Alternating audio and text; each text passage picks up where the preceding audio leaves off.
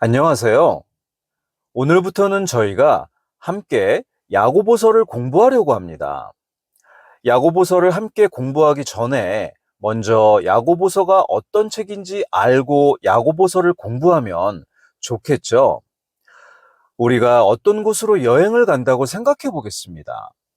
여행을 떠나기 전에 그곳이 어떤 곳인지, 어떻게 가야 하는지, 무엇을 준비해야 하는지, 어떤 길을 지나게 되는지 미리 알면 여행이 훨씬 편해집니다. 성경을 공부할 때도 마찬가지입니다. 한 구절 한 구절을 자세히 살펴보는 것도 중요하지만 먼저 그 성경이 어떤 책인지, 누가 기록했는지, 누구에게 기록했는지, 왜 기록했는지, 전체적인 주제가 무엇인지를 먼저 이해하면 그 책을 훨씬 더 바르게 이해할 수 있습니다. 그래서 오늘 첫 시간에는 야고보서의 본문을 깊이 들어가기 전에 야고보서 전체의 개요를 먼저 살펴보려고 합니다. 야고보서 1장 1절을 보면 이렇게 기록되어 있는데요.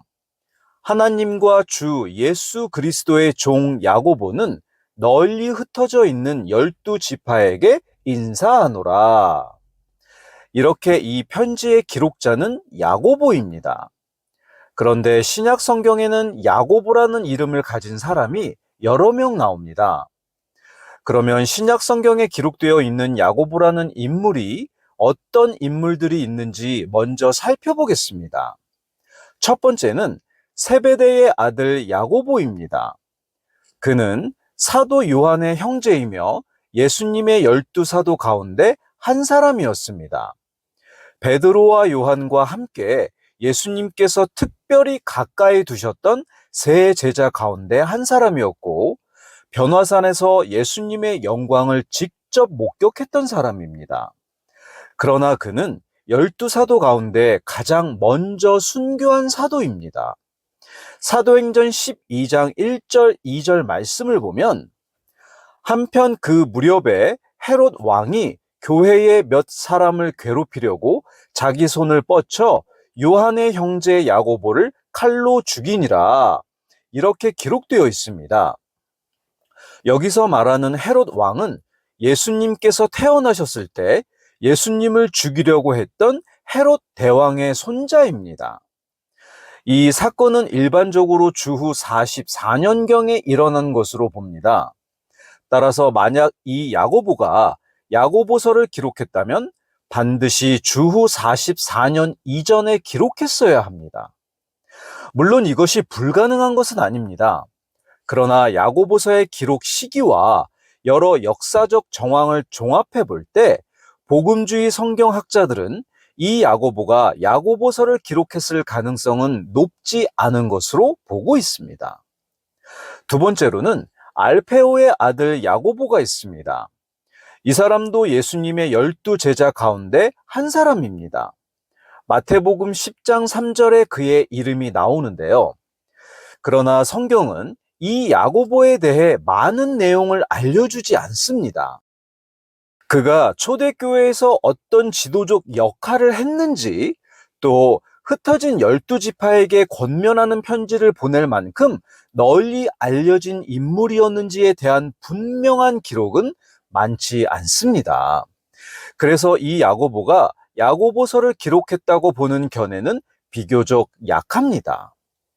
세 번째로 주 예수님의 육신의 형제 야고보가 있습니다. 마태복음 13장 55절에는 예수님의 형제들의 이름이 나옵니다.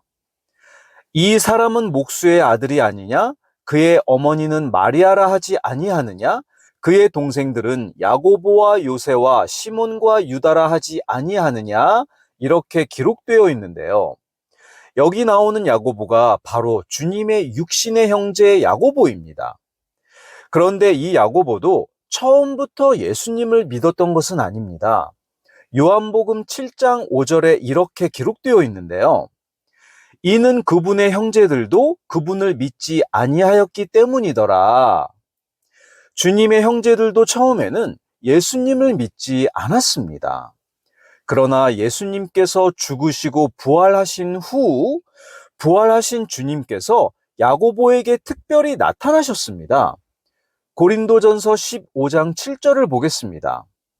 그 뒤에 그분께서 야고보에게 보이시고 그 다음에 모든 사도들에게 보이셨으며 이렇게 기록되어 있고, 또 사도행전 1장을 보면 예수님의 승천 이후 기도하던 무리 가운데 예수님의 어머니 마리아와 예수님의 형제들도 함께 있었습니다. 성경은 야고보가 언제 예수님을 믿게 되었는지를 직접 설명하지는 않습니다. 그러나 이러한 기록들을 종합해 볼 때 대부분의 복음주의 성경학자들은 부활하신 예수님께서 야고보에게 나타나신 일이 그의 믿음과 변화의 중요한 계기가 되었을 것으로 이해합니다. 이후 주님의 형제 야고보는 예루살렘 교회에서 중요한 지도자로 등장합니다. 사도행전 15장을 보면 예루살렘의 회의가 나오는데요. 그 회의에서는 이방인들도 구원받기 위해 할례를 받고 모세의 율법을 지켜야 하는가 하는 매우 중요한 문제가 다루어졌습니다. 그때 베드로도 말하고 바울과 바나바도 하나님께서 이방인들 가운데 행하신 일을 증언합니다. 그리고 마지막에 야고보가 일어나 그 문제를 정리합니다. 또 갈라디아서 2장 9절에서 바울은 야고보와 게바와 요한을 기둥같이 여겨지는 자들이라고 말합니다. 이런 성경의 기록들을 종합해 볼 때 많은 복음주의 성경학자들은 야고보서의 기록자를 주님의 육신의 형제이며 예루살렘 교회의 지도자였던 야고보로 보고 있습니다. 이것이 가장 유력한 견해입니다.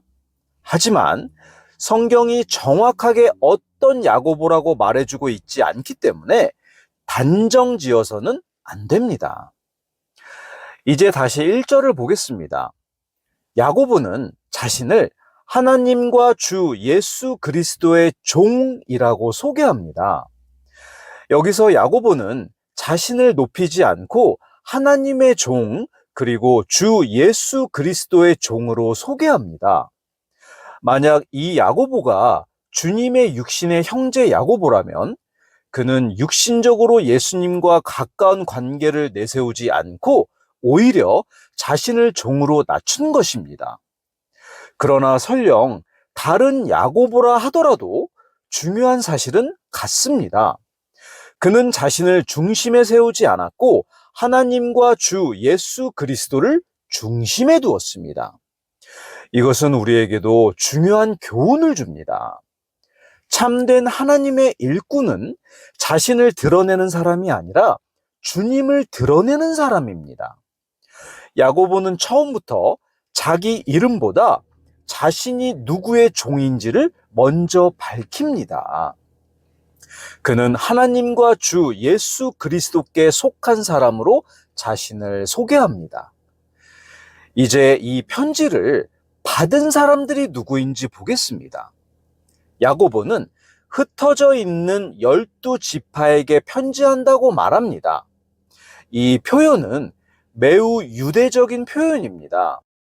따라서 야고보서의 1차 수신자는 여러 지역에 흩어져 살고 있던 유대인 신자들, 곧 히브리 그리스도인들이라고 보는 것이 가장 자연스럽습니다. 그들은 유대인으로 태어나 구약 성경을 배우며 자랐고 유대인의 풍습과 전통 속에서 살아왔습니다.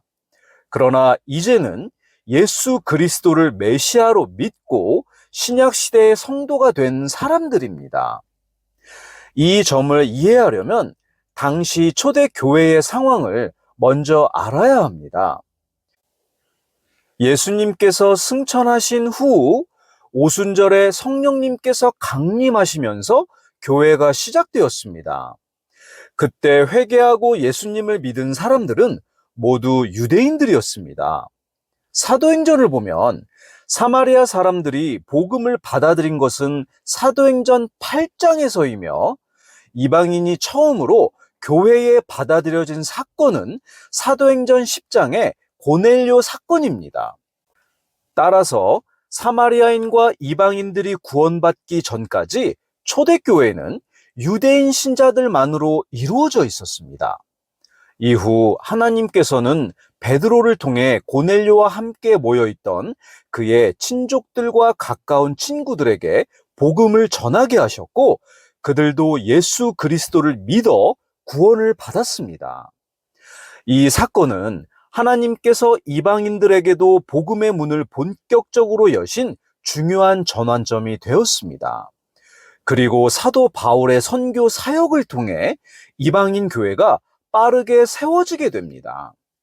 그러므로 야고보서가 많은 복음주의 성경학자들이 보는 것처럼 비교적 이른 시기에 기록되었다면, 이 편지가 기록될 당시의 교회는 실제로 유대인 신자들로 이루어져 있던 시기였다고 이해하는 것이 자연스럽습니다. 이러한 배경을 알고 야고보서를 읽으면 왜 야고보가 흩어져 있는 12지파를 향해 편지를 시작하는지, 또 왜 야고보서 곳곳에 유대적인 표현과 구약적인 배경이 많이 나타나는지를 더욱 쉽게 이해할 수 있습니다. 그리고 야고보서의 기록 시기에 대해서도 여러 견해가 있습니다. 그 중에서 많은 복음주의 견해는 야고보서를 신약 성경 가운데 매우 이른 시기에 기록된 책으로 보고 있습니다. 기록 시기를 주후 45년경으로 보기도 하는데요.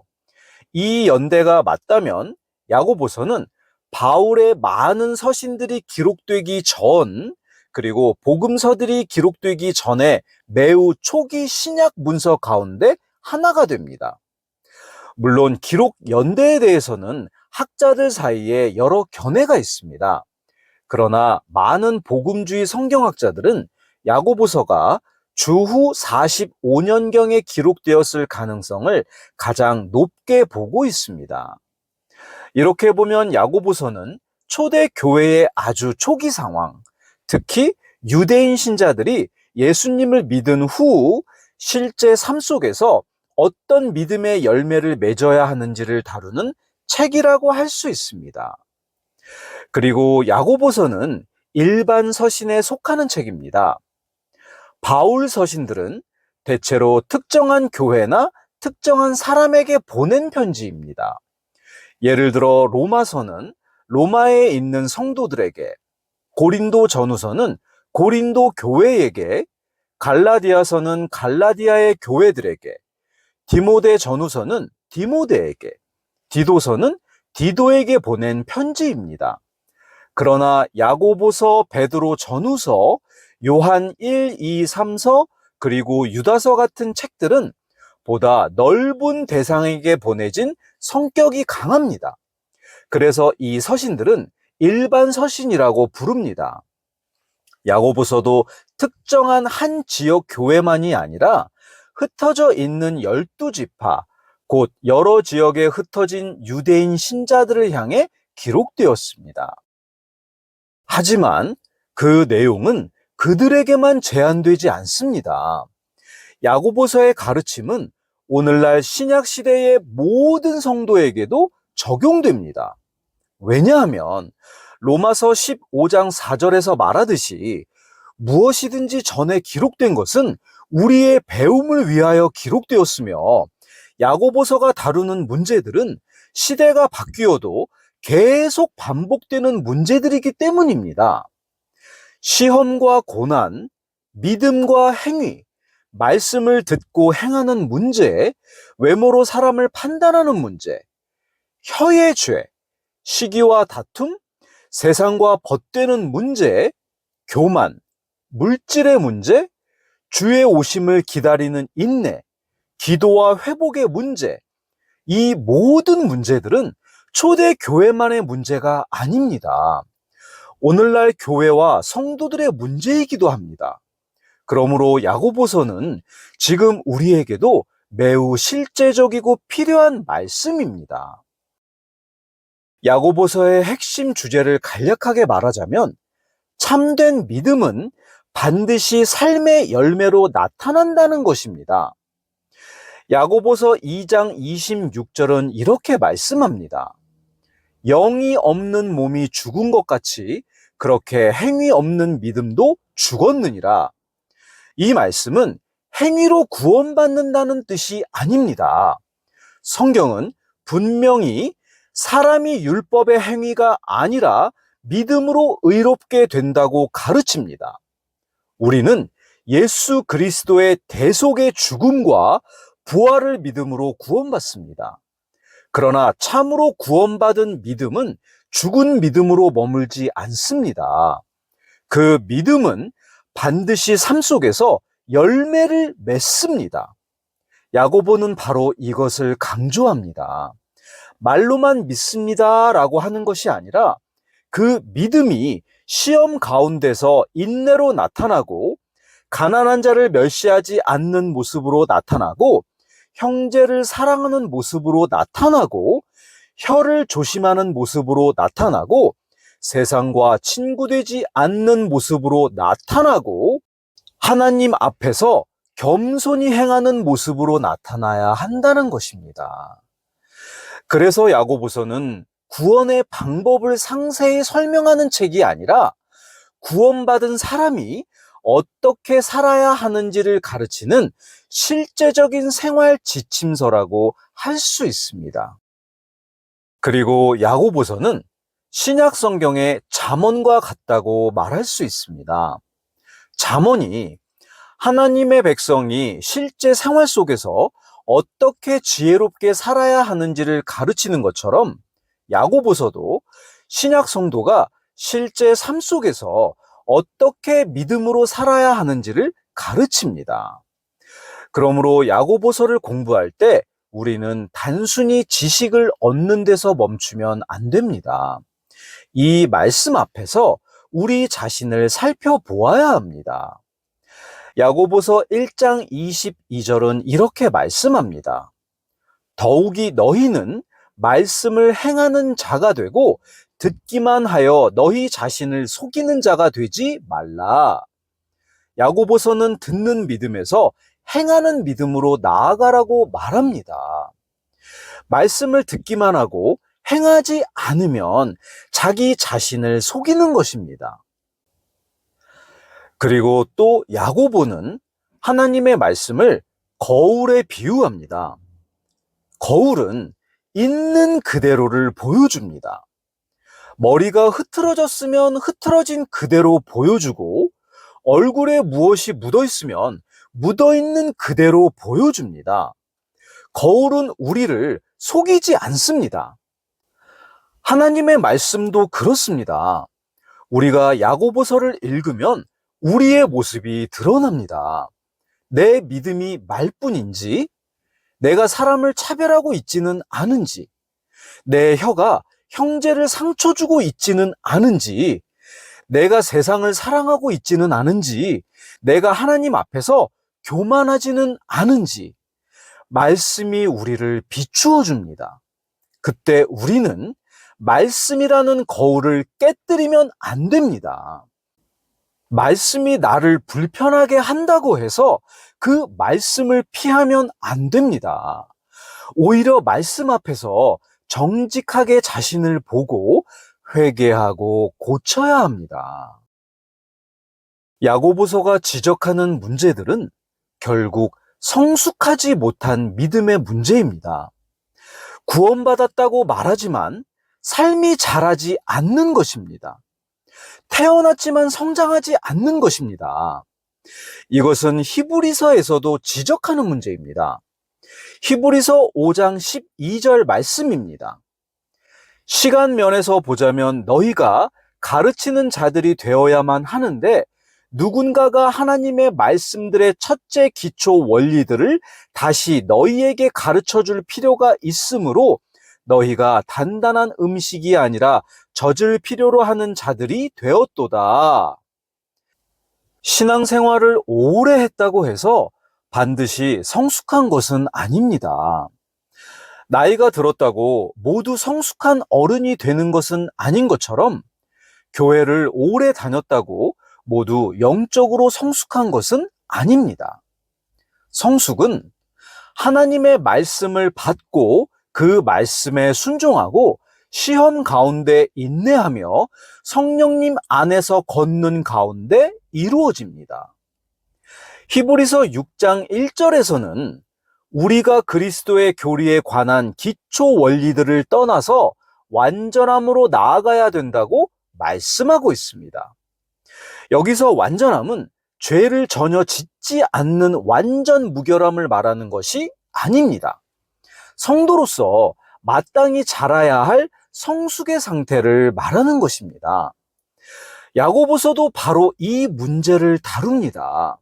성도가 어린아이 같은 상태에 머물지 말고 믿음이 삶으로 나타나는 성숙한 자리로 나아가야 한다는 것입니다. 그렇다면 야고보서를 공부하면서 우리는 무엇을 준비해야 할까요? 첫째, 내가 정말 구원받은 사람인지 먼저 확인해야 합니다. 야고보서는 행위를 강조합니다. 그러나 행위가 구원의 근거가 되는 것은 절대 아닙니다. 아무리 착한 일을 많이 해도 그것으로는 구원받을 수 없습니다. 사람의 선행은 하나님 앞에서 구원의 공로가 될 수 없습니다. 구원은 오직 주 예수 그리스도를 믿음으로 받습니다. 예수님께서 나의 죄를 위해 죽으시고 묻히시고 셋째 날에 다시 살아나셨다는 복음을 믿을 때 하나님께서 우리를 구원하십니다. 그러므로 야고보서를 공부하기 전에 먼저 물어야 합니다. 나는 정말 예수 그리스도를 나의 구원자로 믿고 있는가? 이것이 먼저 분명해야 합니다. 둘째로는 하나님의 말씀 앞에서 정직해야 합니다. 야고보서는 우리를 불편하게 할 수 있습니다. 왜냐하면 우리의 실제 삶을 다루기 때문입니다. 혀를 조심하라는 말씀 앞에서 우리는 우리의 말을 돌아보게 됩니다. 사람을 차별하지 말라는 말씀 앞에서 우리는 우리의 태도를 돌아보게 됩니다. 세상과 친구되지 말라는 말씀 앞에서 우리는 우리의 믿음이 어디를 향하고 있는지 돌아보게 됩니다. 그때 우리는 변명하지 말아야 합니다. 말씀 앞에서 정직해야 합니다. 세 번째로, 말씀을 듣는 데서 멈추지 말고 행해야 합니다. 야고보서는 우리에게 계속해서 행함을 요구합니다. 이 행함은 구원받기 위한 행함이 아닙니다. 구원받은 사람에게서 나와야 할 믿음의 열매입니다. 살아있는 나무가 열매를 맺듯이 살아있는 믿음도 열매를 맺습니다. 네 번째, 성숙에는 인내가 필요하다는 것을 알아야 합니다. 성도는 하루아침에 성숙해지지 않습니다. 아이가 태어난 후 젖을 먹고 자라며 단단한 음식을 먹고 시간이 지나 장성한 사람이 되는 것처럼 성도도 하나님의 말씀을 먹고 자라야 합니다. 그 과정에는 시험도 있고 실패도 있고 책망도 있고 회개도 있습니다. 그러나 하나님께서는 그 모든 과정을 통해 우리를 자라게 하십니다. 마지막 다섯 번째로, 우리의 성숙의 기준은 사람이 아니라 성경과 예수 그리스도여야 합니다. 우리는 다른 사람과 자신을 비교하기 쉽습니다. 나는 저 사람보다 낫잖아. 나는 저 정도는 아니야. 이렇게 생각하기 쉽습니다. 그러나 성도의 기준은 다른 사람이 아닙니다. 우리의 기준은 하나님의 말씀이고 우리 주 예수 그리스도이십니다. 에베소서 4장 13절은 우리가 그리스도의 충만하심에 장성한 분량에 이르러야 한다고 말씀합니다. 그러므로 우리는 사람을 기준으로 삼지 말고 그리스도를 바라보아야 합니다. 야고보서는 바로 이 성숙의 길로 우리를 부릅니다. 말씀을 듣는 자에서 행하는 자로 말뿐인 믿음에서 삶으로 드러나는 믿음으로 어린아이 같은 신앙에서 장성한 믿음으로 나아가라고 권면합니다. 오늘 첫 시간에는 야고보서가 어떤 책인지 살펴보았습니다. 야고보서는 구원의 방법을 자세히 설명하는 책이 아니라 구원받은 성도가 어떻게 살아야 하는지를 보여주는 실제적인 생활 지침서입니다. 참된 믿음은 반드시 삶의 열매로 나타나야 합니다. 그러므로 앞으로 야고보서를 공부하면서 우리는 지식만이 아니라 하나님의 말씀 앞에 우리 자신을 비추어 보아야겠습니다. 그리고 성령님께서 우리 마음에 책망과 깨달음을 주실 때 겸손히 받아들이고 순종해야 하겠습니다. 저희 모두가 하나님께서 원하시는 성숙한 믿음의 사람으로 자라가기를 소망합니다. 다음 시간에 뵙겠습니다. 감사합니다.